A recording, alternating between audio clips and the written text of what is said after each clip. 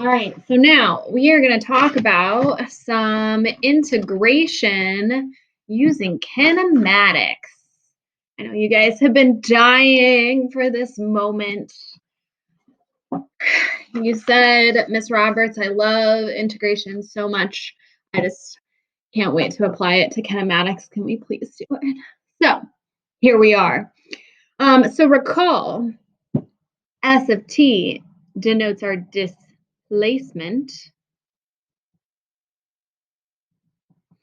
or position. Okay, v of t is our velocity.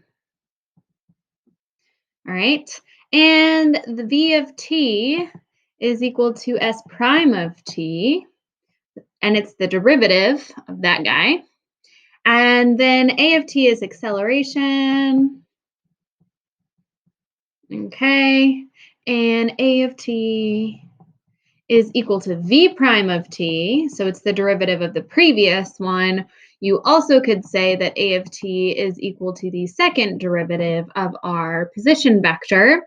Now, you may say, Ms. Roberts, that was all differentiation. What about integration? Well, to you, I say, just go backwards. Okay, so v of t is equal to the integral of a of t with respect to t. Okay, and s of t is equal to the integral of v of t with respect to t. Super cool. Okay, so again, we have key vocabulary we need to recognize. So initial means that t is equal to 0, all right? And then you need to sub it in to whatever function you're going to use, okay? And then at rest, is when velocity, specifically velocity, is equal to 0. And you always want to set up an equation. Oops, I forgot the S in set. Set up an equation. Okay, and that equation is going to be when v of t is equal to 0. All right, so let's do an example. It says a particle moving in a straight line has velocity v kilometers per second and displacement v kilometers at t seconds. The velocity is given by v of t equals 3e to the 2t plus 2t. Given that its initial displacement, okay, initial means that t equals 0 is 8. So this means right here that s of 0 is 8. Find an expression for the particle's displacement in terms of t.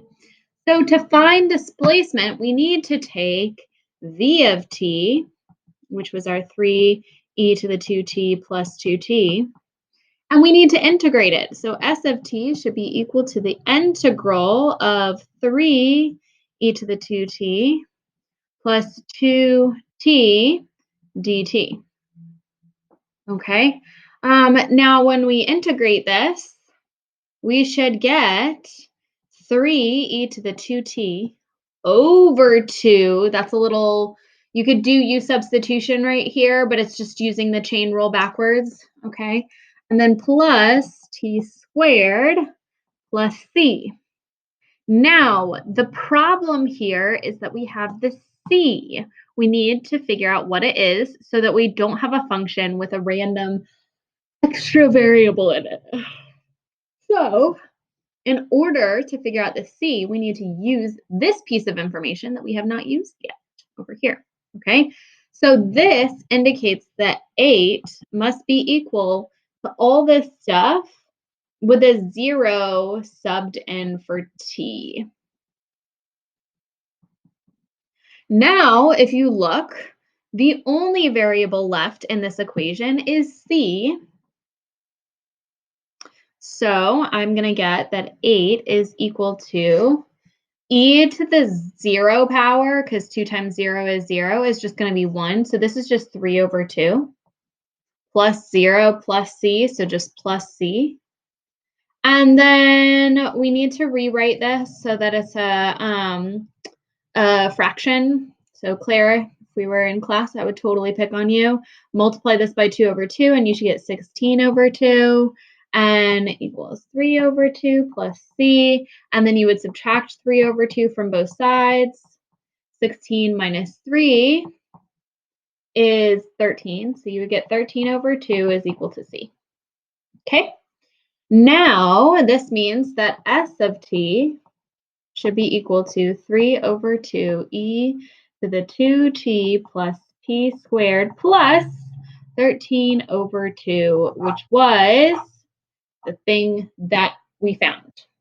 Okay, sweet. There is another concept that is included with integration. It is the total distance traveled, okay? So to find total distance traveled between whatever time A and time B, you want to just take the integral of the absolute value of the v of t, of the velocity function. Now you may ask, Miss Roberts, why are we doing the absolute value? That is because sometimes you will have a function where you get displacement below the x-axis, and that's going to also, this is not displacement. I just said displacement. Displacement means like if you imagine walking along this line and then going backwards and stopping. Displacement is like from start to finish, how much did you move in total? So because my fingers started in this place and they went distance, but they ended up at the same place at the end, their displacement was 0 overall. Distance traveled is different. Distance traveled is saying like, I want you to tell me how much I went, even though I started and ended at the same point. Okay. So like, display, again, a different concept. Maybe I went for a run and my run happened to be in the form of a loop. So maybe I like started here, I went up this street, down that street, around, came down here, came back, and then ended up back at the same place I started. My displacement here was 0, but really I ran 3 miles around this whole thing. Okay. And the distance traveled would be the 3 miles I went along this path. The displacement is 0 because that's how much I moved in total. Okay, so back to this distance traveled thing. So that's why we need to do the absolute value, because what we're doing is we're taking something like this where we backtracked at some point and we're making all of it positive. So maybe, oh, I want to draw this maybe more accurately so you can tell that I'm trying to draw the same graph as the one on the right. So let's see. This one goes like this, something like that. And then it would have gone down, but now we're forcing it to go back up again. Okay. And so we're basically taking everything that was below here and we're flipping it up. Okay, everything above stays above. That's why this in piece is going to stay right there. And that's why this first hump in the beginning stays right there. But this bottom piece we need to move up. And so we're calculating this area, and this only went to like maybe here.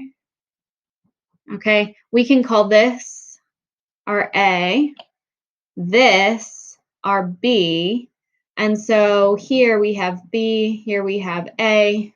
Okay, so we're looking at that whole area right there. All right, this is what the absolute value of V of t looks like. Okay, so if this is V of t, this one is the absolute value of t, V of t.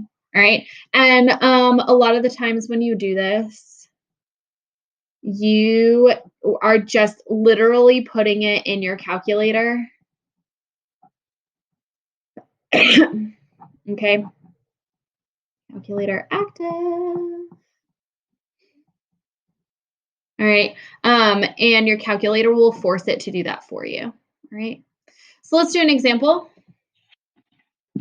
A particle travels along a line with velocity t squared plus 2 or minus 2t minus 4 meters per second. Find the total distance traveled by the particle over the first 5 seconds. So first 5 seconds goes from 0 to 5. And then I want to take the absolute value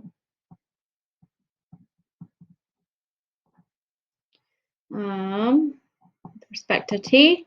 And if this is calculator active, if I can find a calculator, you would go to your calculator. Let me clear all this junk out. You do math, absolute value, x squared minus 2x minus 4, graph it.